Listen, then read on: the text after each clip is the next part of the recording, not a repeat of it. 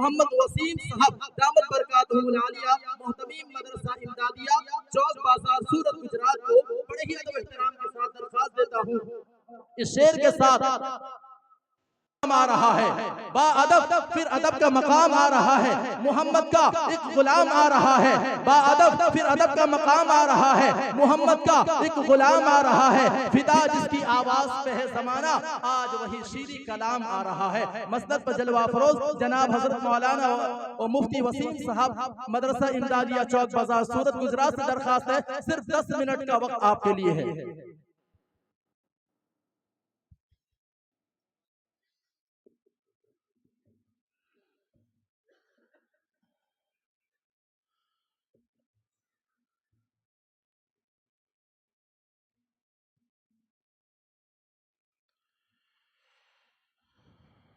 بسم الله الرحمن الرحيم الحمد لله رب العالمين والصلاة والسلام على سيد الأنبياء والمرسلين وعلى آله وصحبه أجمعين أما بعد فأعوذ بالله من الشيطان الرجيم بسم الله الرحمن الرحيم إن الشيطان للإنسان عدو مبين وقال تعالى إن الشيطان لكم عدو فاتخذوه عدوا وقال تعالى والذين كفروا أولياؤهم الطاغوت يخرجونهم من النور إلى الظلمات قال النبي صلى الله عليه وسلم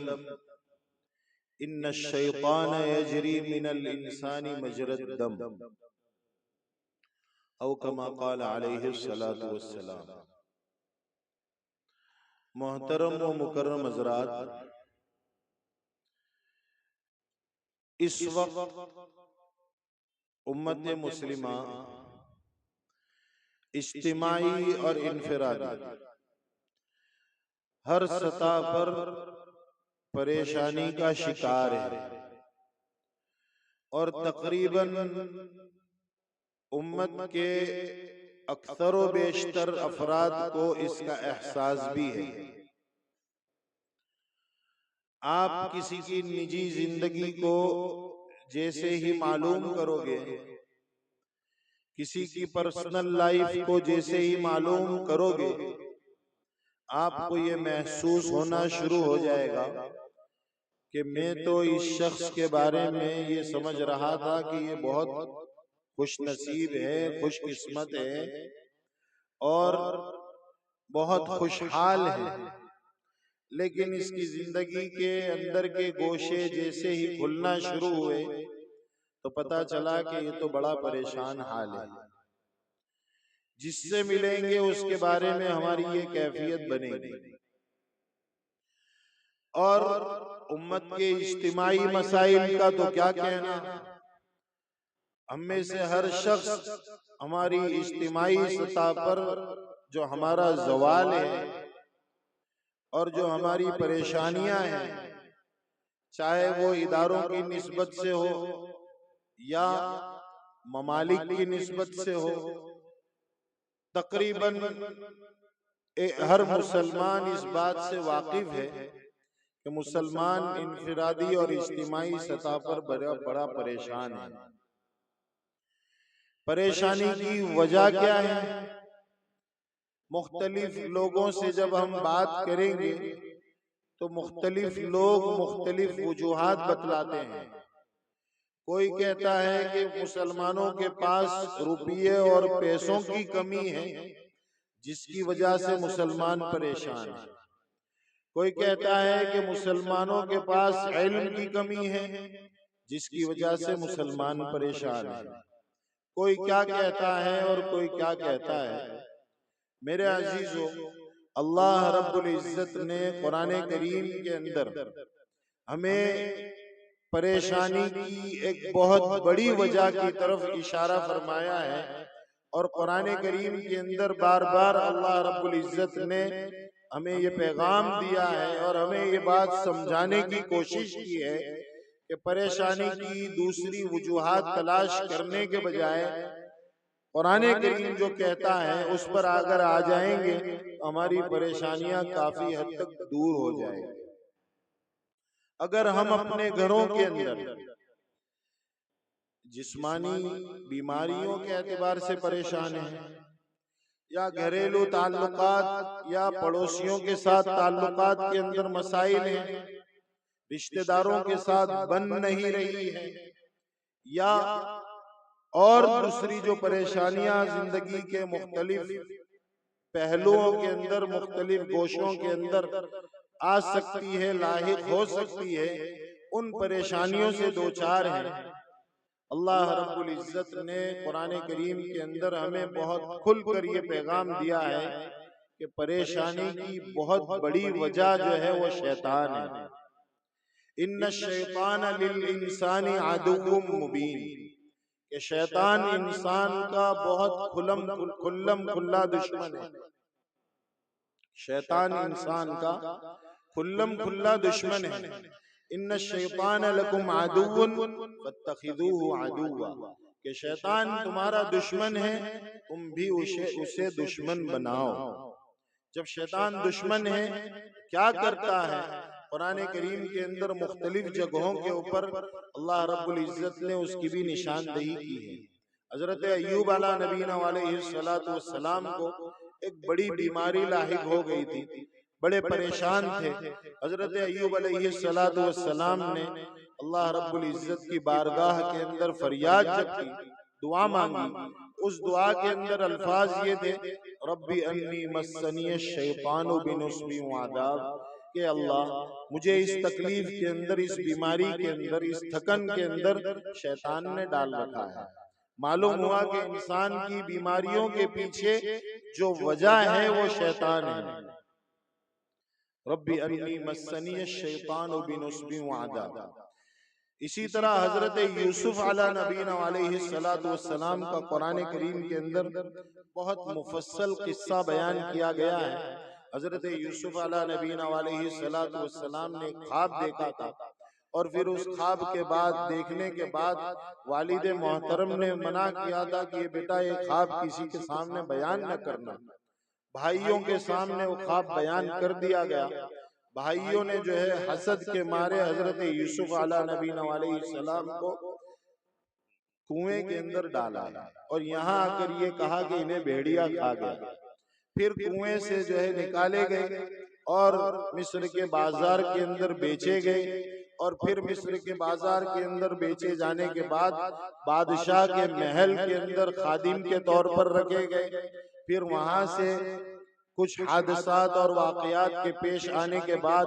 جیل خانے کے اندر رہے، کئی سالوں تک جیل خانے کے اندر رہے۔ پھر جیل خانے سے نکال کر بادشاہ کے تخت کے اوپر بٹھائے گئے، اور پھر ایک پورا نظام چلانے لگے،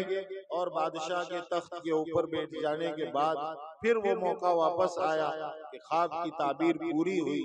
اور حضرت یوسف علیہ نبینا علیہ السلام کے بھائی اور ان کے والدین، ساری فیملی، پورا گھرانہ ایک جگہ جمع تھا۔ اب اس موقع کے اوپر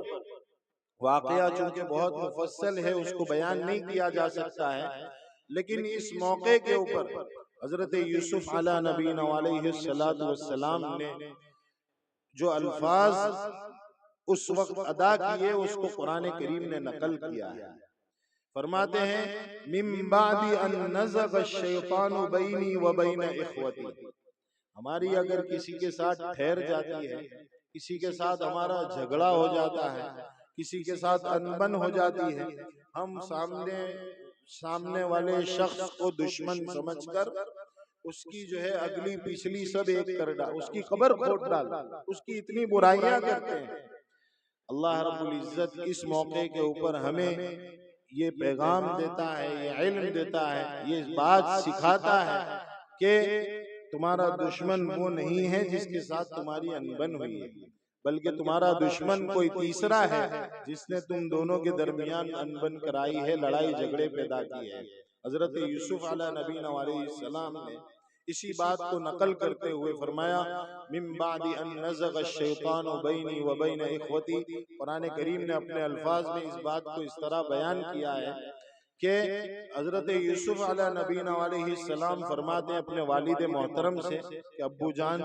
میرے بھائیوں نے میرے ساتھ جو کام کیا تھا، مجھے کنویں کے اندر ڈال آئے تھے، اندھیرے کنویں کے اندر، حالانکہ میں ایک معصوم بچہ تھا، حقیقت میں میرے بھائیوں کی کوئی غلطی نہیں تھی، میرے بھائیوں کی کوئی غلطی نہیں تھی، بلکہ اس میں ہم دونوں کا، یعنی میرے بھائیوں کا جو گروپ ہے، اس گروپ کا اور میرا، ہم سارے بھائیوں کا ایک دشمن ہے جس کا نام شیطان ہے. اس شیطان نے ہمارے درمیان جو ہے تفریقہ ڈالا،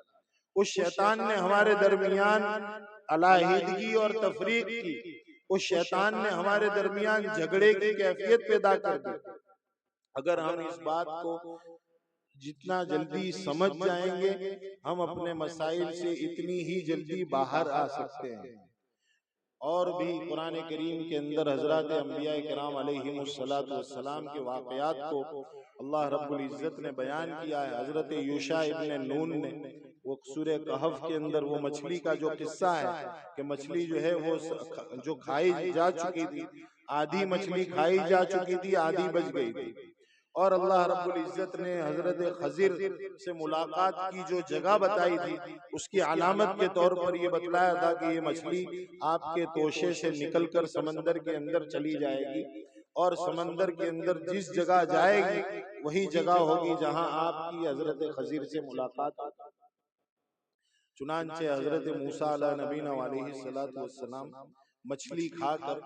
اور جو ہے کچھ توشے میں باقی رکھ کر وہاں آرام فرمایا. اس درمیان وہ مچھلی وہاں سے نکل کر سمندر کے راستے سے اندر جا چکی تھی، اور یہ دونوں پھر جو ہے آرام کرنے کے بعد آگے بڑھے. پھر ایک موقع پر حضرت موسیٰ علیہ نبینا علیہ السلام نے